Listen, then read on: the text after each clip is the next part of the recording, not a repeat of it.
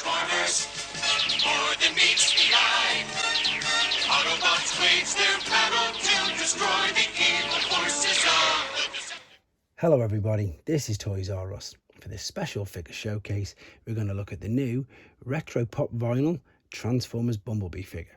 So what we're going to do in a second on this video, we're going to unbox him live so we can have a real detailed look at him. Then we're going to do some comparisons with him and his Generation 1 self. But before we do that, what I want to do is I want to draw your attention to the packaging and especially something that's on the back. But before we get there, let's just have a quick look at the front. So we've got a lovely drawing of him there. There's his name, and it's saying what it is, of course, a vinyl figure. And then we've got the retro original Transformers in that font, and his reference number is 23.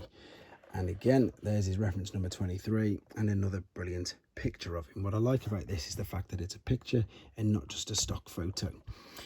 These are the reference numbers that number 23 referred to. So there's 5 standard releases. There are others which are limited editions, but these are the 5 standard releases, and that's their reference numbers. Now, this is what I wanted to point your attention to, and most people probably wouldn't even notice it because it looks quite small. It's probably just over an inch big, that's about it. But what we've got here is a vintage and an original battle scene taken off one of the original Generation 1 toys back of the boxes. So, which we've got one here just to show you. So there we've got Optimus Prime there, and of course we've got Starscream there. And if you had Transformers when you were a child in 1984, this was what the back of the box looked like on them all.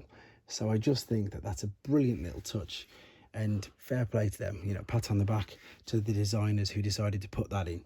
So that's what I wanted to show you. Let's have a look at him actually as a figure then. So let's carefully pull him out. These things, they're quite easy to get into, but they make a lot of noise. There we go, we've got him out. You can see he's in a clamshell, which is good. That means you can just take him out like so. And what I do like about these, and I know I've said it on nearly all the videos, is that as soon as I open them up, they make me smile. So if that's the idea behind them, that's brilliant, because I suppose they're cute, I suppose they're quite funny. What they definitely aren't is a toy. And what I mean by that is, if you're after a toy to play with, I suppose you really can't really do anything. That's what I'm trying to say with it. It's just got articulation in the head. That's literally it. So I don't even know why they put it, to be honest.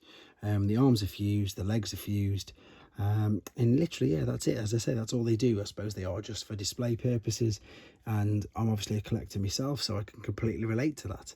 What I do think is really good about them, though, is how much detail that they do put into the rest of the body. Now, funnily enough, the original Generation 1 Bumblebee, his head didn't really look anything like the cartoon anyway, so there's no point really checking and comparing the head. But the body, which is brilliant, is if you look at the side of the original figure, there's no wheels there, and there's none there. They've even got the same silver sort of screw at the top of the arm, which they have there, and also the big screw and raised part on the back of his back. So the detail for that particular reason is brilliant. I think it's so clever.